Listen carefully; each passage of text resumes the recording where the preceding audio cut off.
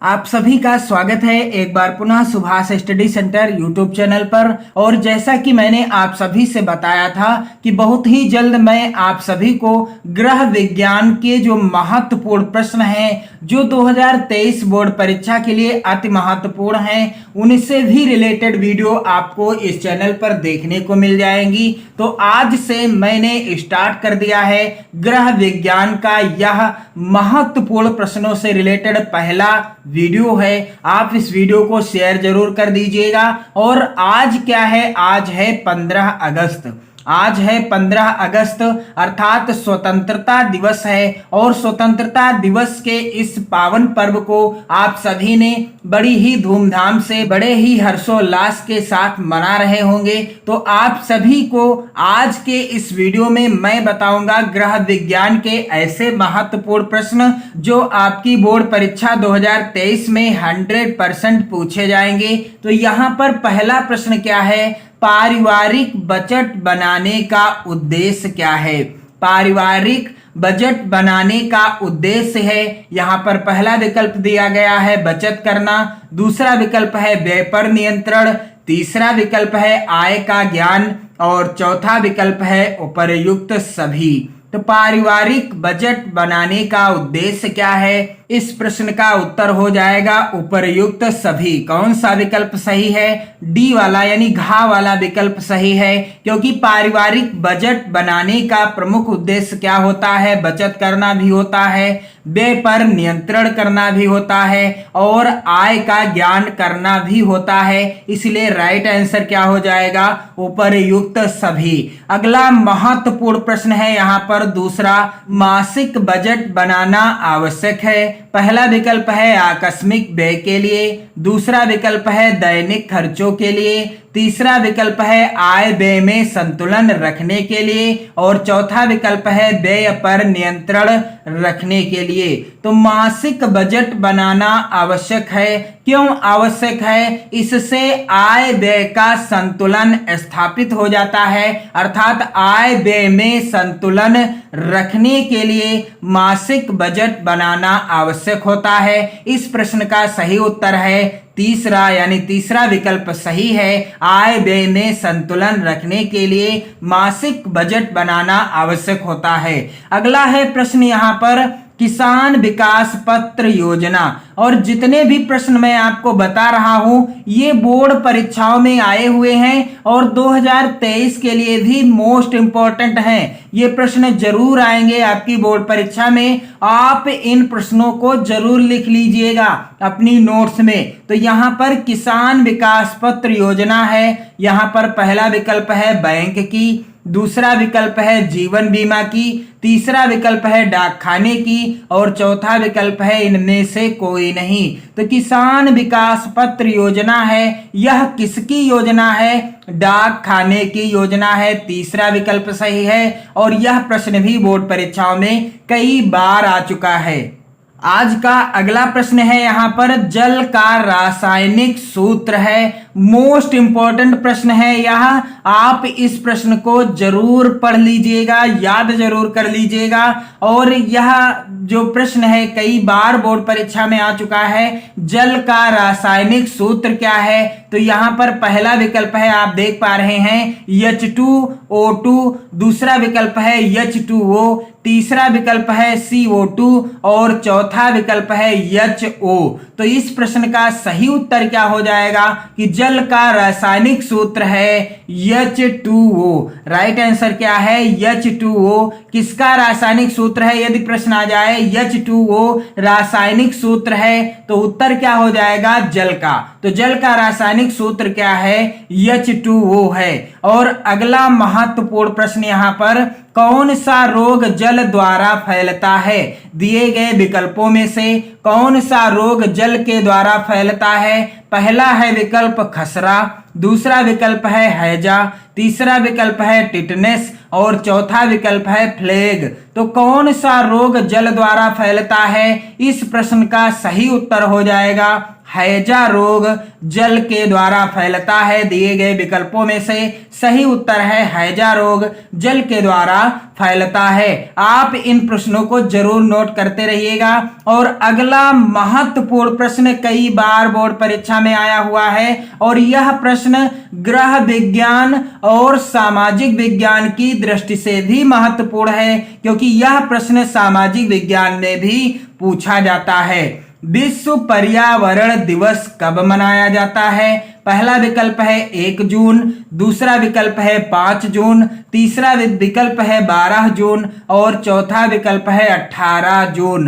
तो विश्व पर्यावरण दिवस कब मनाया जाता है? उत्तर क्या हो जाएगा? 5 जून को विश्व पर्यावरण दिवस मनाया जाता है। यदि प्रश्न आ जाता है कि 5 जून किस दिन के रूप में मनाया जाता है या किस दिवस के रूप में मनाया जाता है, तो विश्व पर्यावरण दिवस के रूप में मनाया जाता है। 5 जून को विश्व पर्यावरण दिवस मनाया जाता है।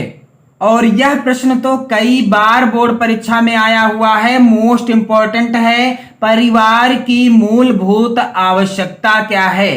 परिवार की मूलभूत आवश्यकता क्या है? उत्तर क्या हो जाएगा? परिवार की मूलभूत आवश्यकता है भोजन, वस्त्र एवं आवास।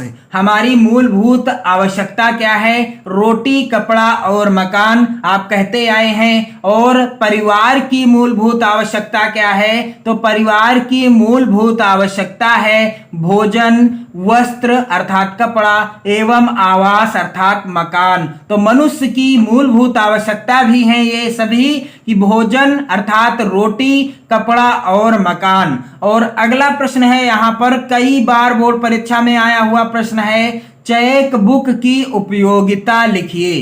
चेक बुक की उपयोगिता क्या है? और यहां पर उत्तर क्या हो जाएगा कि चेक बुक बनवाने से खाता धारक को बैंक नहीं जाना पड़ता है।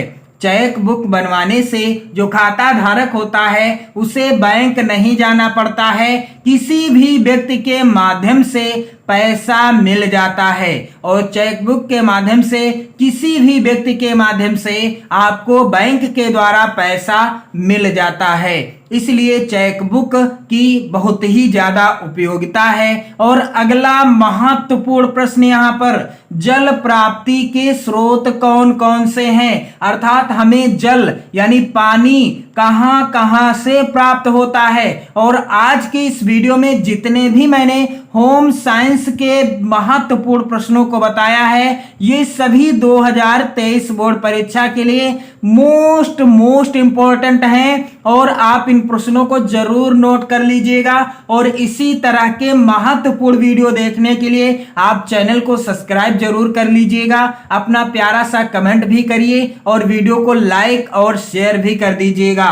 तो यहां पर जल प्राप्ति के स्रोत कौन कौन से हैं? प्रश्न है, उत्तर क्या हो जाएगा? जल के विभिन्न स्रोत निम्नलिखित हैं। यहां पर वर्षा का जल हमें कहां से मिलता है? वर्षा के द्वारा भी मिलता है, अर्थात जब बारिश होती है। नदियों के द्वारा भी हमें जल की प्राप्ति होती है। झीलों के द्वारा भी हमें जल प्राप्त होता है। और ग्लेशियर और भूमिगत अर्थात नल के माध्यम से, जो हमारे घरों में नल लगा होता है उसके, जिसे हैंडपंप भी कहते हैं, उसके माध्यम से भी हम भूमिगत जल को प्राप्त करते हैं। और इस तरीके से हम कह सकते हैं कि हमें वर्षा का जल, नदियों के द्वारा प्राप्त जल और जो झीलें हैं और ग्लेशियर तथा भूमिगत जल, इतने स्रोत हैं जिनके माध्यम से हमें जल प्राप्त होता है। वर्षा का जल जो होता है, नदियों के द्वारा हमें जल प्राप्त होता है, झीलों के द्वारा जल प्राप्त होता है,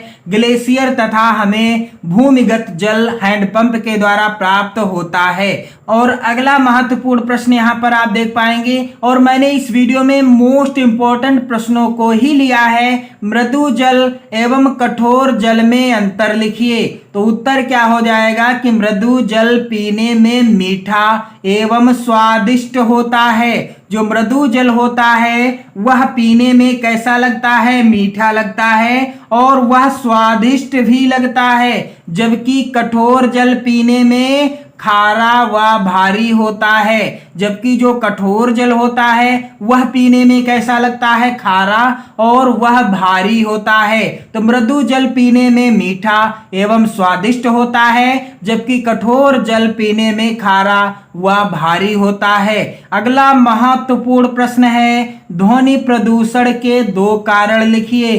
ध्वनि प्रदूषण के 2 कारण आपको लिखना है। तो ध्वनि प्रदूषण के कारण हैं परिवहन के साधन, ईंधन, मशीनें, विस्फोटक, रेडियो, टीवी, कैसेट आदि। ध्वनि प्रदूषण के प्रमुख कारण क्या हैं कि जो परिवहन के साधन हैं जैसे कि मोटरसाइकिल, मारुति कार, बस, ट्रक आदि, हवाई जहाज, रेलगाड़ी, और ईंधन, मशीनें, विस्फोटक पदार्थ, रेडियो, टीवी, कैसेट आदि, ये सभी ध्वनि प्रदूषण के प्रमुख कारण हैं। तो आज के इस वीडियो में मैंने आपको बताया होम साइंस के ऐसे महत्वपूर्ण प्रश्न जो आपकी 2023 बोर्ड परीक्षा के लिए महत्वपूर्ण हैं। और आज आप सभी बड़ी ही हर्षोल्लास के साथ 15 अगस्त को मना रहे हैं, स्वतंत्रता दिवस को मना रहे हैं। आप इस वीडियो को जरूर शेयर कर दीजिएगा और साथ ही साथ आप नोट्स जरूर बनाना स्टार्ट कर दें। आपको यहाँ पर सामाजिक विज्ञान, हिंदी और गृह विज्ञान तथा चित्रकला से रिलेटेड वीडियो प्रोवाइड कराई जा रही हैं। आप चैनल के साथ जरूर जुड़ जाएं।